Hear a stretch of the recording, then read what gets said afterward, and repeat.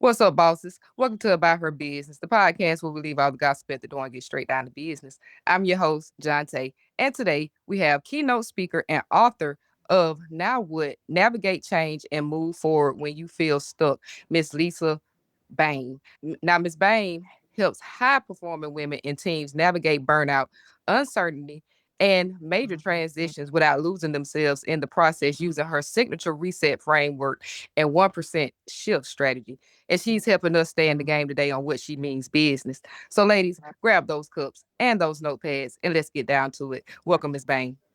Thank you so much for having me, John Tay. I'm really Thank you so excited about this conversation. thank you so much for being here. Are you ready to get into it? Let's do it. Let's go. So, when you look back at your journey, what were the early signals that pushed you from doing the work to building a business around it? I quickly realized, so many of us, that what we're going through is often a universal thing. And the help that I needed at the time, first of all, nobody was talking about it. I actually cried myself out of tears one night while my family was eating dinner. I was in my walk-in closet. I had come home after work and I was just done in every word, in every way you can take that meaning. And I was so ashamed. I didn't tell my husband. I wiped my tears, washed my face, went out to the kitchen, sat at the table, pretended like everything was fine. And I don't think I'm alone with that. I have cried myself to sleep many nights dealing with stress and just not knowing what to do and not even confiding my mom or my sisters about what I was truly going through. So, Miss Bang, you are not alone in that at all. And let's talk about how does resilience and pressure show up specifically for women in leadership and entrepreneurship? I think that so many times when we put on our resilience pants, we come across, or some people perceive that as being bitchy, right? And that we are a certain kind of woman, right? If we are confident and we are resilient and we've done the work, frankly, people label us. If a man is resilient, it's a different game. He's just a really good leader. But I think it's like we've earned it now, years and years. I remember even growing up, I'm 57 years old. I remember growing up, my dad, on one hand, always told me, Lisa, you can do anything you put your mind to. And I believe that. But I also grew up with a mother saying, Lisa, this is a man's world. And if you want to succeed at anything, you've got to work twice as hard as any man. And dear God, I hope that has changed in the times since I've grown up. But I do think it's something that women do face in the workplace. But I think resilience is not what we've been told. I remember, and maybe there's some other people out there that remember that poster that was in every manager's office with the great big capital letters at the bottom, resilience. The image was this mountainside, and there's a guy hanging off the side of the mountain. And that the small print at the bottom was something to the effect, resilience is the ability to bounce back. And in my book and in my keynotes, I say, no, it's not that. That leads us into feeling like failures, right? When we go through hard times, whether, like for me, actually, I know this isn't a podcast about grief, but over 10 years ago, I lost my 17-year-old daughter in a car accident. So the idea of going back to who I was, that's never going to happen because that person's gone. There's a part of me that died when my daughter died. When I went through my first burnout, there was a part of me that no longer exists either, because I believe that resilience is moving forward, continuing to get up and move forward when we have the right tools and the right support. Because without the tools and the support, we can't keep getting up. Absolutely. And I send my condolences on the loss of your daughter. I couldn't even imagine what you were going through and what you've experienced since then. And you're absolutely right when it comes to resilience. It's still that way today with women. We have to put on this tough armor and we have to just stand. And a lot of times we come across as aggressive if we want to be successful, and we don't honestly know how to change it. So let's talk about from a business lens. Why do you think burnout in professional women is often misunderstood or even overlooked? To go back to what I was saying earlier, sadly, not all men are 50-50 in the home. I am blessed. I have to say, I am one of the lucky ones where I do have a husband who does half the housework, plus he does the yard work, and he's always pitching in as a dad. But I think that being a mom and being a wife comes with certain expectations. They're really old and really outdated, but they still exist. I think moms, and I don't want to say every situation, but most of the time, moms are the one thinking about the appointments for the kids, their activities to sign them up, how they're going to leave their 9 to 5 and get their child to dance at 4. There's no rule that says that should be mom's job, but it is mom's job. And at the other end of things, I'm just easing into this now, is that we have aging parents that are needing maybe extra help. Maybe they're needing someone to go to doctor's appointments with just to help navigate the system.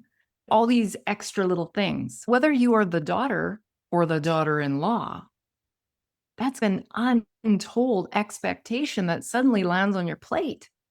And let me tell you, that takes up a lot of time and emotional energy. So, to get back to your question, I think women are in this different role than men again because of the expectations outside of work. And I don't care what anybody says. I try as hard as I can, but I can't leave my stuff at the door when I walk into work. I'm a human being.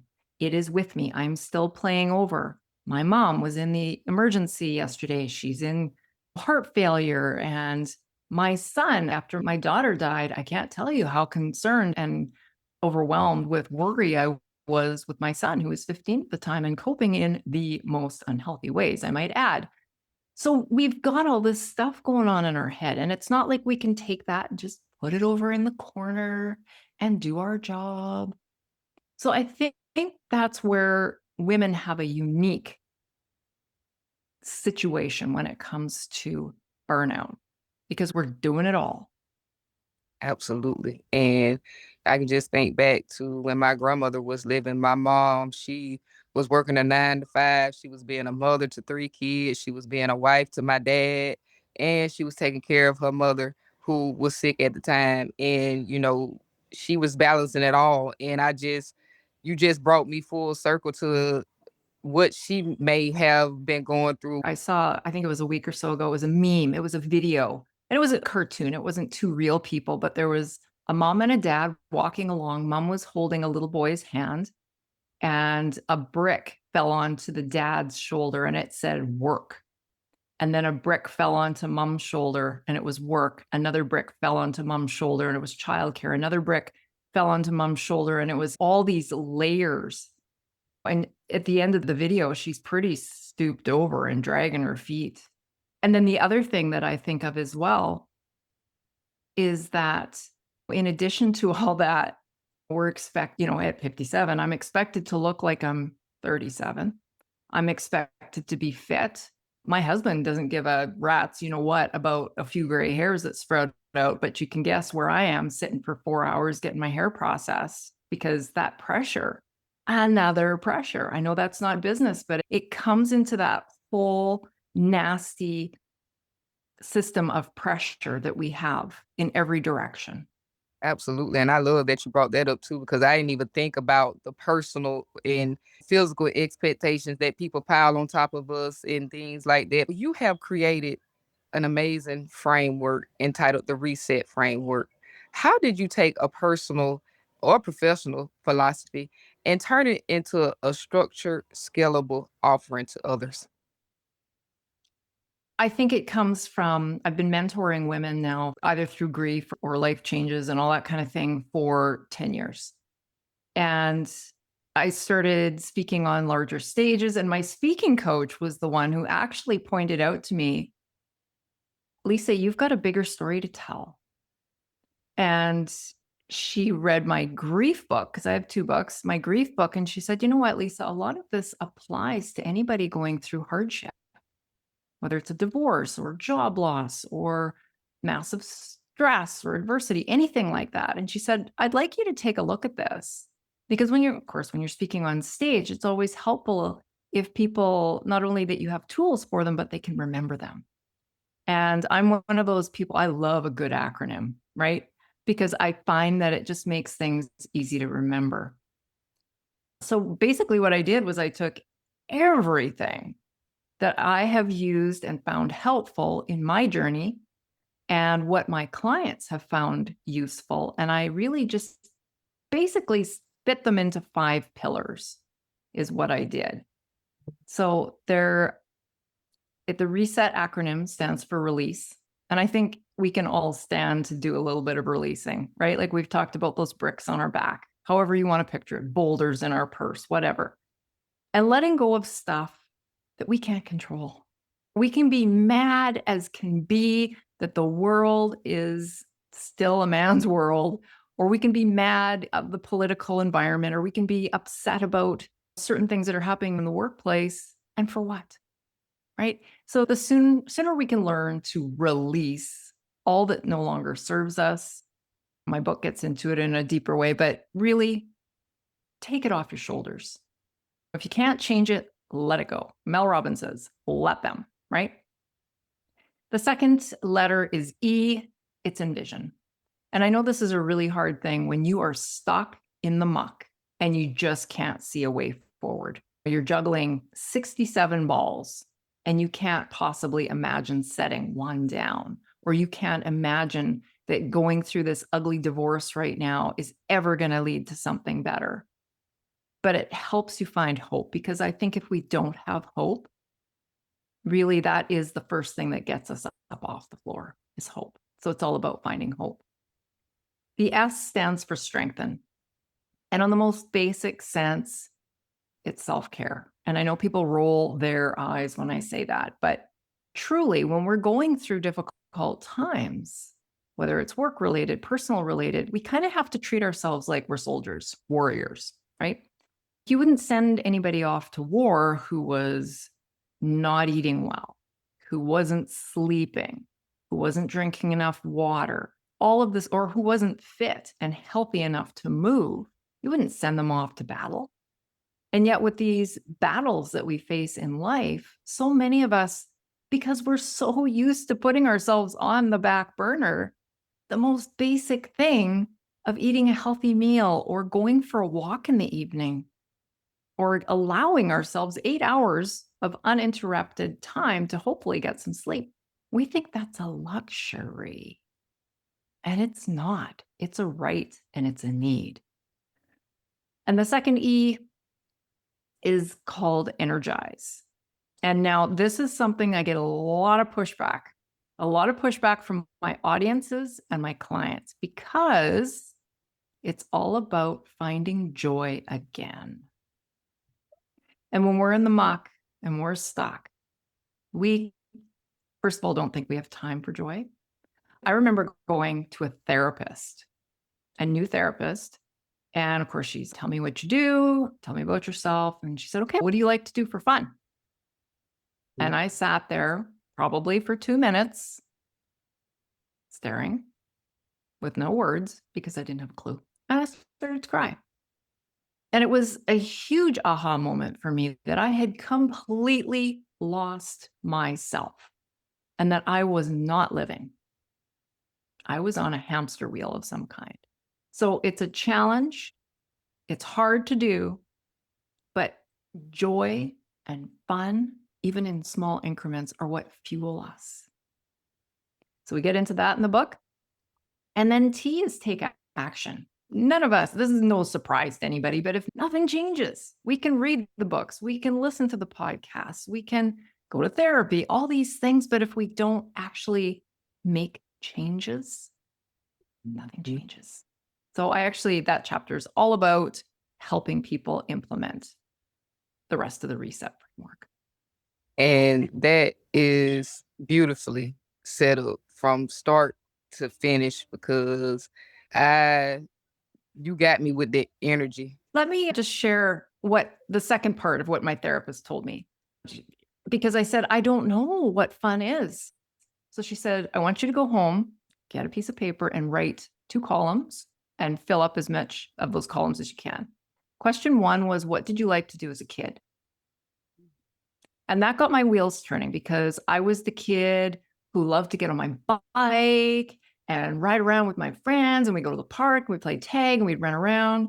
So quickly, I realized that I like to move my body. I like to be outside in nature. And I love just being with my friends.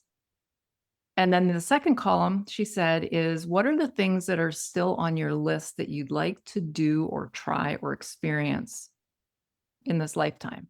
She said they can be big, they can be small. So I love to travel, love to travel. I don't get to do it that much, but I love it. I want to take ballroom dancing because I have 2 left feet. I want to learn how to do a handstand. I want to, some of the things that I have checked off my list is puppy yoga. And what else did I do? Oh, pottery. But anyway, so having a list. And then when I went back, I was so proud of my list. She said, okay, when are you going to do it? That was another oh no moment. But she actually encouraged me. She said, it sounds counterintuitive, but I want you to schedule fun. So for me, what works for me is Wednesday nights, I block off. And what I try to do, it doesn't work all the time. I like to go to a new coffee shop that I haven't been to with somebody new, somebody I've always thought I'd like to get to know them better. So I do that Wednesdays. Sundays is my creativity time. I love being creative. I love to paint. I love pottery. I love just creating in general, which I guess is why I wrote a couple of books. But once we discover what it is that we would like to do or what we used to like to do, it opens up the doors. And then we have to schedule it. I love it. And I will also add that I think as moms, as parents, we are modeling healthy behavior for our children, right? They always watch what we do and don't always listen to what we say. But I never wanted my kids to grow up to be stressed out and only work and only be worried about the money in the account and worry. I wanted them to have fun in their life and learn how to balance it. So I thought, I guess I've got to figure this out so that I can model that for them too. Absolutely. And let's continue talking about this framework. What did it take to package the reset into something that works across keynotes, coaching, and content without losing its depth? That is a good question. I think I'll come back to the fact that it's simple. Because as I said, as a coach or someone who is coached, I cannot get behind anything that's complicated. First of all, if I can't remember it, it's not going to happen, right? So it's got to be memorable. It's got to be repeatable. From the stage, same thing. If people are walking out the back of the auditorium and 5 minutes later, they can't say back the 5 things that you recommend or even 3 tips, you have done a terrible job as a keynote speaker. So simplicity, memorable, and actionable. Like it's all of those things that I said. They may not be easy, but they're simple. Absolutely. And I love that as well, especially for my keynote speakers out there, because a lot of people wonder how can I position myself as a speaker? And that is a great tip that you just gave out. Keep it simple. Give your points. And so people can remember what it was that you were speaking on. So thank you again, Ms. Bain, for giving out a great tip to our audience out there, especially to my speakers. Now, let's talk about your 1% shift strategy. How have you positioned that concept in a way that resonates and converts with your audience? Again, simplicity. I think we are masters at making things more difficult than they have to be. I like to use the weight loss example just because everybody can relate to that. But if, let's say by July, You wanted to get into your favorite pair of shorts and look really good in them. You might be thinking, okay, I am going to scale back my calories. I'm only going to have 500 calories a day. I'm going to go to the gym twice a day. I'm going to whatever else, all these extreme things. There's so much science behind this that our brains hate big change, but our brains actually adapt very easily to small change. So, for example, maybe you use a smaller plate at supper time, right? You're just automatically taking in less calories. Maybe every lunch hour, you walk around the block.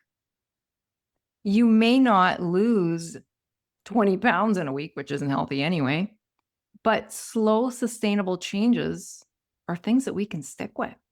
And in the long run, we'll get there.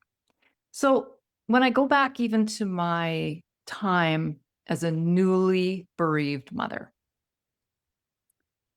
I couldn't get out of bed, but I knew that I needed to. So a 1% shift for me was moving to the couch, right? A 1% shift for your listeners might be, what is one thing on your plate right now that you could delegate, that you could delete, or that you could hit the pause button on? You need to get to it, but it's not a burning fire. Not this week. I can pause it. Those are tiny changes. But I think, particularly when we're facing burnout or overwhelm or any of these things, taking one thing off our plate makes a huge difference. Absolutely. Absolutely. And I agree with that. One thing as an entrepreneur, I think one of the best pieces of advice that I have received over the years is, if there is something in your business that only you can do truly, for example, for me, it's my one-to-one time with clients. I can't hire anybody else to do that. Or for me to get on a stage with a microphone, I can't hire anybody to do that. But I can hire out somebody to organize the back end, to handle the incoming requests from event planners, all that kind of thing. I don't need to be involved with that. And also, the tasks that you don't like. I am terrible at accounting. I have zero interest in accounting. Just tell me what I owe the government and I'm good.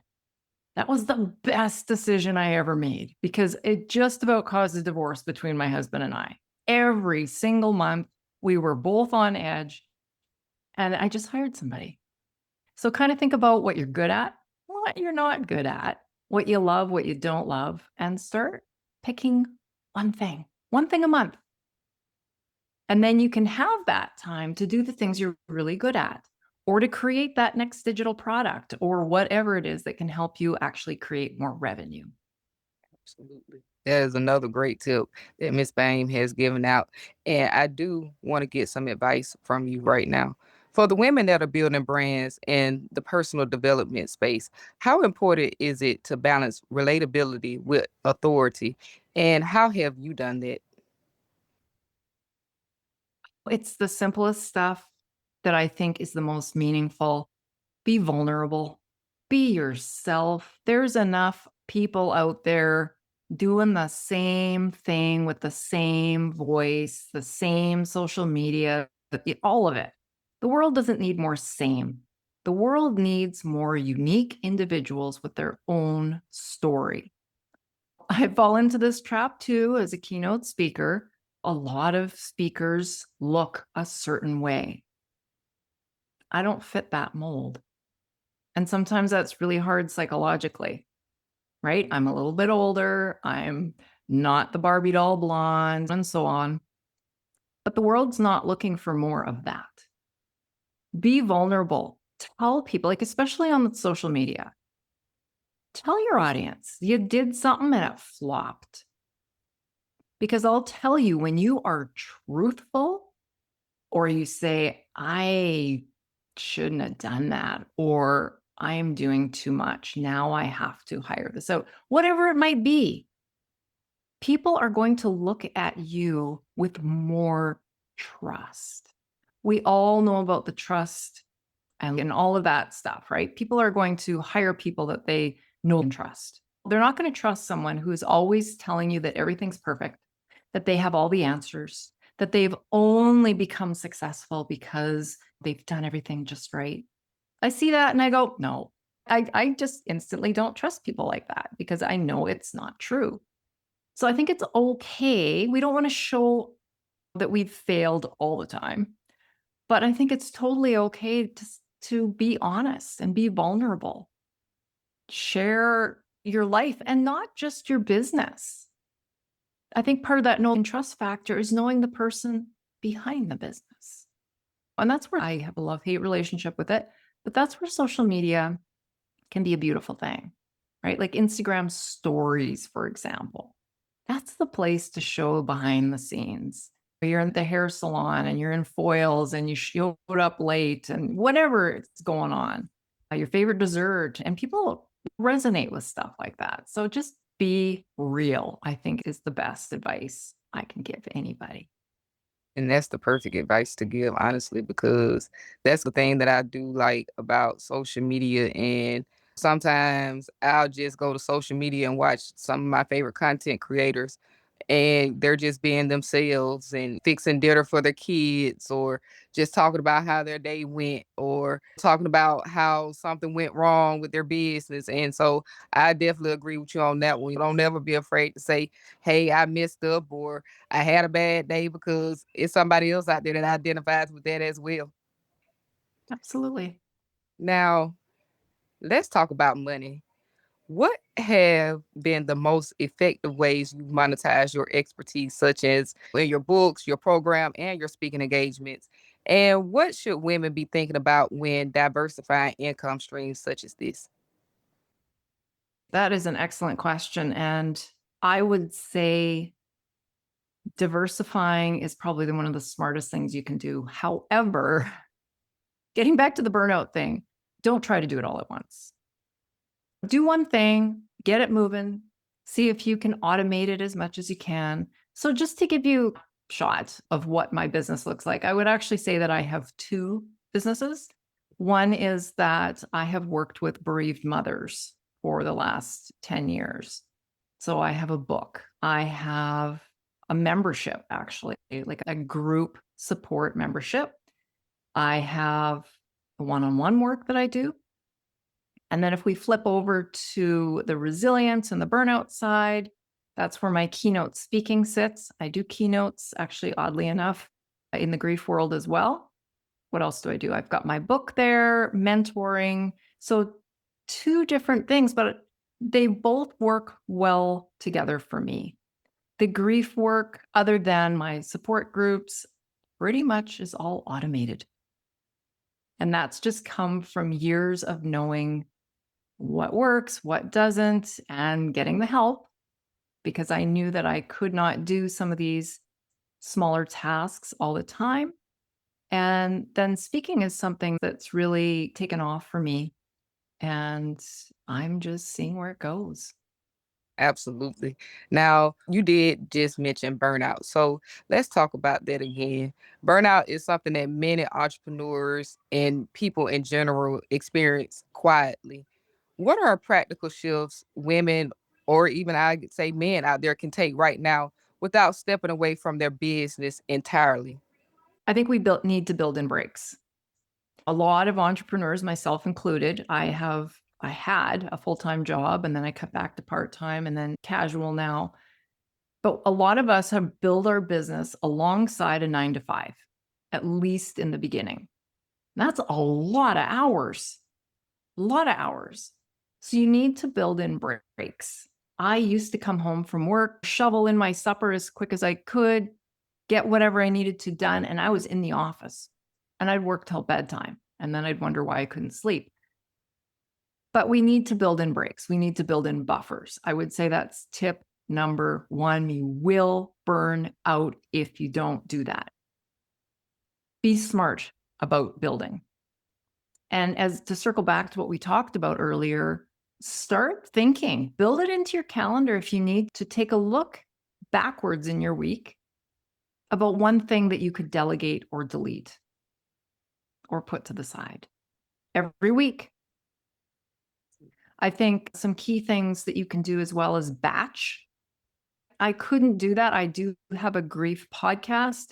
I tried to batch record and I just found it was too much for me. So it's something that didn't work for me. But when it comes to writing emails, I get in a groove and I can bang out 3 or 4 of those in a row.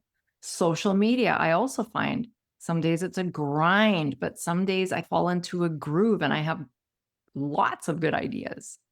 So get into a habit of batching what you need to do, but don't do things that you don't have to do. And how do you personally protect your own energy while still operate at a high level within your business? I think out of necessity, I've burnt out hard twice. And then, of course, my own personal loss.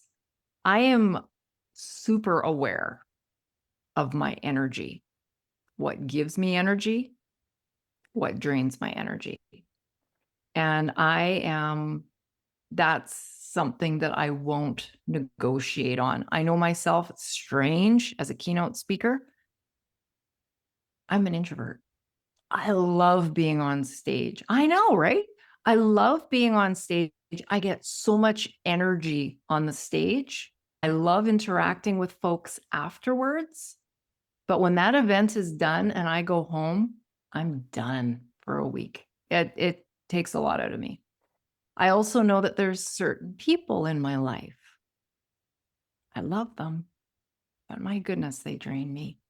So I have created a lot of boundaries around that. I know that I can do limited time with those people in certain situations, but I need to honor my own energy. I know that, for example, working out is a non negotiable with me. It's got to be something really serious for me to lose a workout or to not do it because I know that gives me energy. So I am very conscious of energy coming in and the energy going out. And I do my best to protect that. That's another great tip for our audience out there. You have to protect your energy because we can name all the things in the world that can drain us. And another place that a lot of people that have a lot of issues with is mindset shifts. So let's talk about that for a quick second.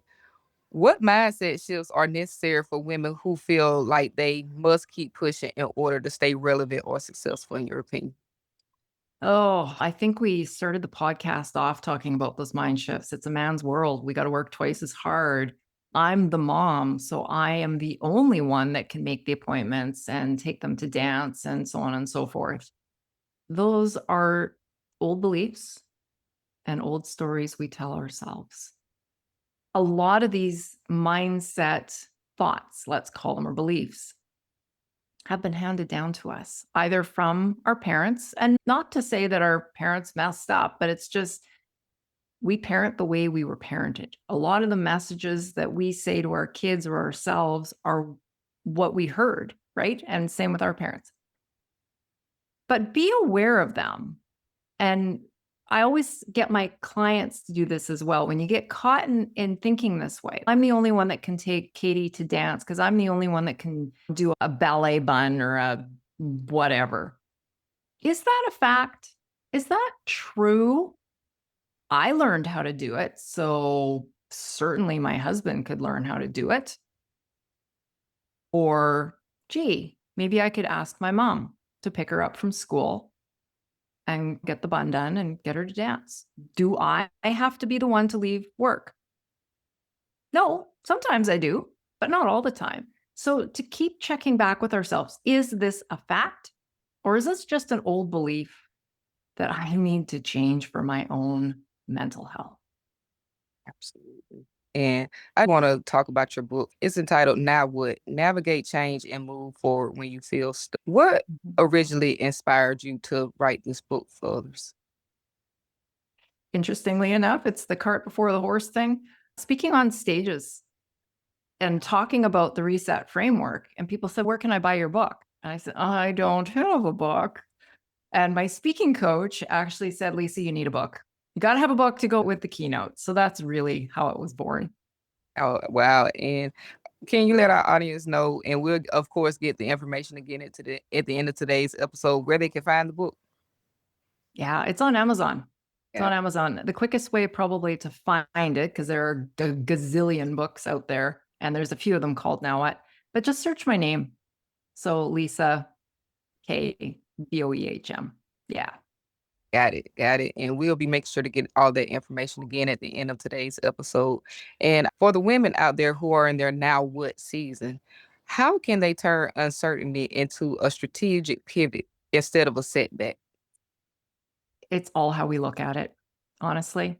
Everything in life is how we look at it. Even so much as to say, after my daughter died, how do you find perspective in that?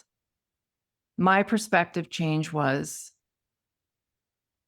I can take this and I can let it destroy me, or I can take this and try to be a better human. And I really think that I live from a different place now. I live with more compassion, more understanding. I see people going through difficult times or just struggling and think to myself, geez, I wonder what's happening with them. And I know that these words don't land great for every situation, but I do the question not why is this happening to me, but why is this happening for me? Because that really does change the way our brains think about it. And I also name my book Now What because of the empowering question that it is. After my daughter died, I asked a lot of why me? And I asked a lot of what if? What if I had done this thing different? Maybe she wouldn't have been in the accident, all this kind of stuff. And you can apply those questions whether you're going through divorce or challenges at work, downsizing, job loss, all of these things, right? Why me and what if? But when we ask the question, now what? That puts us back in the driver's seat because now what is focused on the here and now and the future. It's empowering. What can I do with this? Even if we don't know in this moment, it gives us something to digest and think about. Whereas what if is in the past, why me is in the past. None of us have any control there. Absolutely. And I absolutely love that. And it's true. There's always some purpose in that pain. You just have to be willing to walk past it. We've come to the end of today's episode, but we always leave with a legacy. And I'll give you a couple of minutes to think about this. When it's all said and done, what legacy do you want to leave behind? Oh boy, I will tell you that within the first couple of days after losing my daughter, I swore that all I wanted to do was make her proud. And I think that's the legacy that I want to leave. Oh, wow. That's a beautiful legacy. And sadly, we've come to the end of today's episode. But before we go, we're going to make sure we get all of Miss Bain's information. Please let us know how we can sign up for the Reset Framework. Let us know where we can find the book once again. Let us know all your socials. Let us know all the details. That's a lot. And I don't want to bog everybody down. I'm all about simplicity. You can find everything on my website, which is resetforchange.com. Got it. And I will be leaving all of that information down in the description box below. Any final words before we adjourn today's meeting, Miss Bain? Very nice to meet you. And with that, ladies, today's meeting is now adjourned. Thanks again to keynote speaker and author of the book, Now What? Navigate Change and Move Forward When You Feel Stuck, Miss Lisa Boehm, for coming on and sharing her personal insights. And you be sure to subscribe to About Her Business wherever you receive your podcast so you never miss whenever we upload.